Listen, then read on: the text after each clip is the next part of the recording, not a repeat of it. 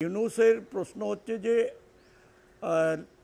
Micro financing একটা জিনিস, তার সঙ্গে আরও অনেক কিছু জড়িয়ে আছে। আর এই রকম একটা বাংলাদেশের মতো একটা কমপ্লিকেটেড যে রাষ্ট্র, তাকে কিন্তু সামলানো অনেক অনেক অনেক বেশি সেখানে গভীরতা দরকার হয়। এই ধরনের যারা আসে তাদের মধ্যে কোনো রকমভাবে তাদের না আছে অভিজ্ঞতা যে ইন্ডিয়ার সঙ্গে আমার সম্পর্কটা ভালো রাখলে আমরা ভালো থাকবো, ইন্ডিয়াও ভালো থাকবে।